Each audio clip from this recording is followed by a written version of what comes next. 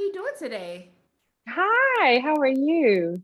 I'm doing good. Yes, it is pink. Okay, give me some color. Oh, love me a good pop of color. It's a Vautier. I'll have to tell my stylist, Allie, that you Oh, specifically commented about the color. tell them, okay? It gave me Okay, I will. my life. It put a smile on my face. Oh, that's good. That's good. But, but the real question I need to know is, can I get a Lizzy cooking show? Because the way the okay, because the snacks were snacking. Okay, I was just like, I don't even know what the hell they just said, but I know I want some. I know I won't. I know it's gonna taste good. Come on now. I'm just saying. You are amazing. You are amazing. You are the first person to say the snacks were snacking. They were snacking, okay? I was like, Lizzy, you better put your foot in them snacks. I don't know what they taste like, but I know it's good. One of the things that I love about this film is, it really examines how we deal with loss or love and regret and how our past mistakes can haunt us. And I want to know for you, like, how do you make sure that you're moving forward and you're not letting your past mistakes define you now? Oh, I mean, that is the real question of life, right?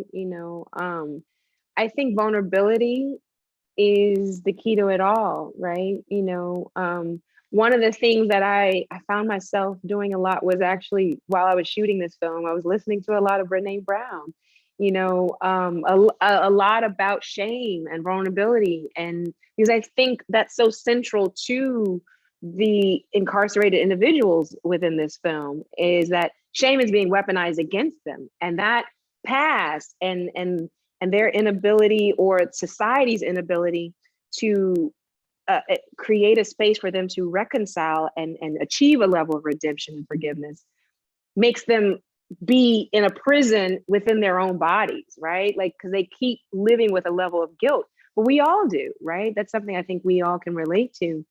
Um, and how do you achieve a level of unconditional love for yourself where you say, this is who I am, bruises, scars, mistakes, and all. Like, this is who I am. And I think that's one of the things that drew me so much to Lizzy is what we like to say was that Lizzy was like analog to Amnesty's digital, right? And I think her presence adds a level of awareness to Jeff that this facility is actually an illusion, and their bond that they discover, that they build, they end up fighting for that level of unconditional love, that this is who I am, take me as I am, right? And that's the thing that threatens Amnesty the most, because it's real, it's authentic.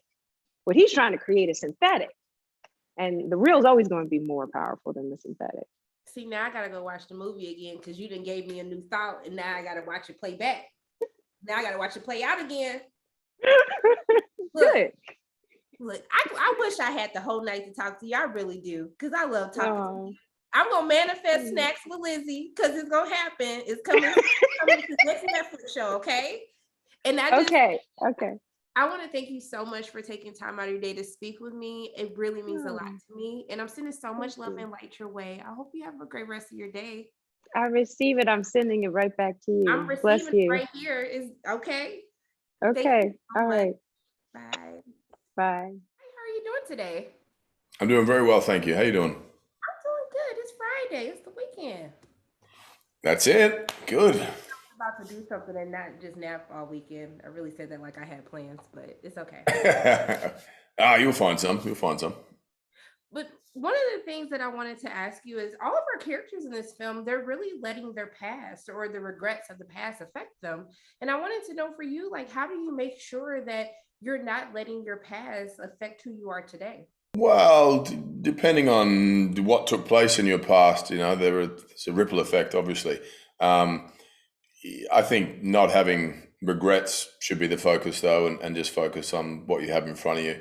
I do think it's important to to keep in the back of your mind what your fears are and what you don't want to do, and or maybe what you don't want to do again, but also look at what your purpose is and follow that. So you sort of, to keep both your purpose in mind and the things you don't want to partake in is important.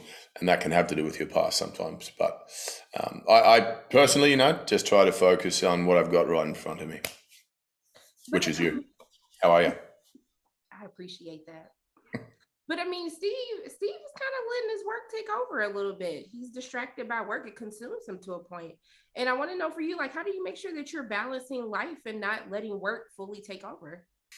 For me, it's about my work. I love it so much that it is my life in a lot of the time. The family, friends, surfing, work. All the things that I have around me. I feel so fortunate that I do enjoy so much. If I wasn't enjoying doing this, I would look for something else. And the sort of the work-life balance for me at times, that's a tricky one to strike. I've said yes to things that I wasn't as creatively invested in, and therefore took up a lot of my time, and I didn't feel like there was as positive an outcome. But something like this in this film, where the creative adventure I was able to embark on and the character I was able to inhabit was so different to anything I'd done before, that it doesn't, work is the wrong word. It becomes an absolute pleasure and a hobby. I mean, but how do you balance Steve? Steve is like this charming character, but then I just feel like it's something I don't trust about Steve. Like, how do you balance? Because I don't necessarily want to call him a villain, because he's more complex than just saying villain. So how did you think about finding that balance for Steve and the complexities within? That's what I loved about the script. It wasn't a traditional hero or traditional villain, as you say. He was a real human being, a very complex individual, though. Highly intelligent, very successful, very driven, self-motivated, big ego, and not much room for ideas coming from anyone else but himself. And there was a sort of a lack of social etiquette. There was no filter to what he says and does. A lack of empathy at times, and then a twisted sense of humor there too, which made for quite an unpredictable character. And that's what I love, that you do things that are too familiar and play characters that you've played before. And I think the audience expect it. You're not experimenting, trying different things. It starts to feel the same. And so this was just a sort of rebuilding for me of the creative experience of performing. It was so much fun. Well, look, I had a great time watching your character on screen, and I had fun watching this film. I just want to thank you so much for taking time out of your day to speak with me. It really means a lot, and I'm sending love and light your way. I hope you have a great day. Oh, thank you very much. It's very kind, and right back at you. It was wonderful to talk to you. Hi, how are you doing today? I'm doing well. How are you doing? I'm doing good. Y'all had me a little stressed out watching this movie now, but I'm doing better now. Good. But one of the things that I really enjoy about this film is really just that inner look into how we deal with our past. How do we deal with our regrets and loss? And what I wanted to know for you is, how do you make sure that you're always moving forward? How do you make sure that you're not letting your past hold you back? I think for me personally, I've just never been somebody to spend too much time either like anticipating the future or reflecting too much. I do really try and just be in the moment and kind of take things as they come. I don't know. I that's just how I've always been. I like that. Okay, you better be in the moment. I'm here for it. But on a positive, since we talk about everyone's regrets in this film, can you tell me something positive that's happened to you that's led you down a bright path? When I met my wife. That was a good answer there. Smart man. But I mean, how do you delve into, I just feel like this movie is such like it's a psychological thriller, but I felt like these characters are like staring into the darkest secrets of their souls. And I want to know, like, how do you take it to those levels, to those depths? Because without saying any words, you can just tell that these characters are carrying like a heavy weight on their shoulders. They are. I mean, these are people who, if it wasn't for this program, they'd be in prison for, quite a long time. So we're dealing with characters that do have a really kind of rich, complex past. And and it's tough. I really felt for, for Jeff and everything that he had went through, to think about what leads him to Spiderhead is really, it's a nightmare. So he's really hoping that this program can fix him. And I think that's a real basic human kind of necessity that people are looking for. A lot of people feel like they can't do it themselves, whether it's through a therapist or whether they need to be in a relationship. They need all of these things to kind of make them, complete. They don't feel like they can really do it on their own. And for me personally, that's really what drew me to Jeff. I really felt for him, and I wanted to see him kind of get the answers that he was looking for. It's interesting because while watching it, it's kind of like this push and pull. At some parts, I think that he feels that he can be redeemed, that he can become a good person in his eyes. Do you feel like he ever actually truly believes that within the film? I think that I think he does, through the help of Jurnee's character. I think he does. I think he's able to kind of forgive himself a little bit. But it's tough. I think by completely forgiving himself, maybe he feels like that it was okay. It's never going to be okay what he did with. But I think it just I don't think he's as hard on himself. I hope he forgives himself. But look, I want to thank you. Me too. I think he does. We're going to claim that for him. Good. I just want to thank you so much for talking with me today. You were fantastic in the film, and I'm just sending love and light your way. I hope you have a great weekend. Thank you. I appreciate that love and light. Right back at you.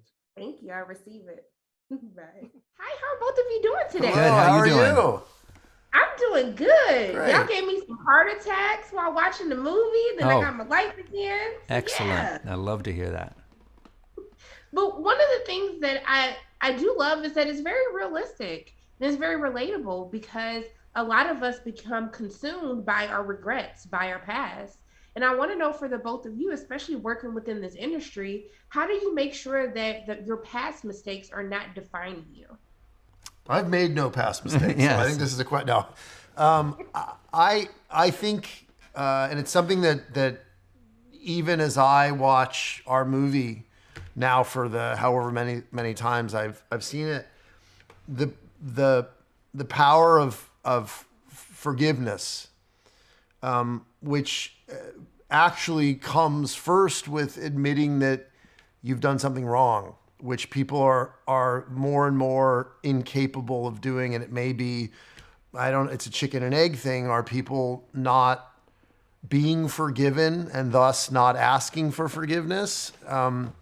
I think for me, and things that I regret no film I've ever made or TV show I've ever made, because they've led me here. So I think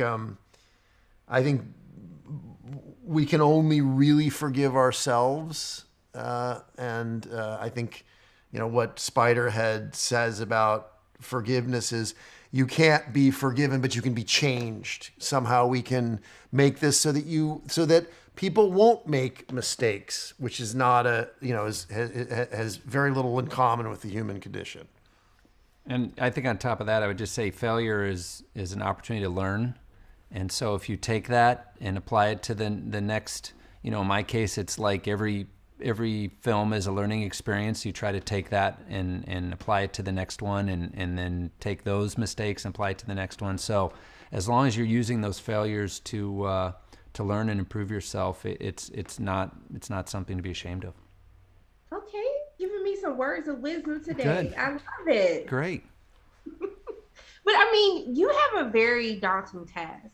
I don't know how the heck that you turned this short story into the movie that you have given us, but I am amazed at how you were able to convey this. I actually went and listened to the short story again and was able to pull all of the visuals from the film while listening to it. That's great to hear. So, yeah, I mean, can you just talk about, like, how did you want to approach bringing this short story to the screen? Well, that credit goes to our screenwriters, Wernick and Reese. They adapted the short story and expanded it and wrote this incredible script that I read from cover to cover when I got my hands on it. And then, my job as a director is the most important thing I do is casting, because you ultimately need the right actors to take those words on a page and perform them on screen for you.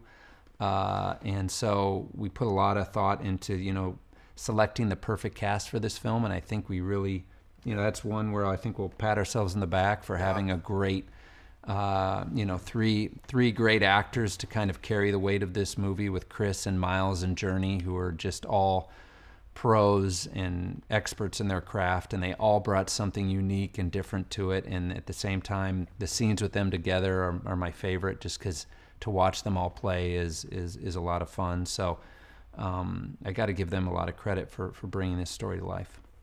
Well, look, I just want to thank you. You have been giving me my life with these films that you've had this year. So I just want to thank you for just making me love movies again. And I just hope that the both of you have the most amazing rest of your day. And I'm sending nothing but love. Thank you. Thank you. That's so nice. Back at you. Thank you so much. See ya. Take care.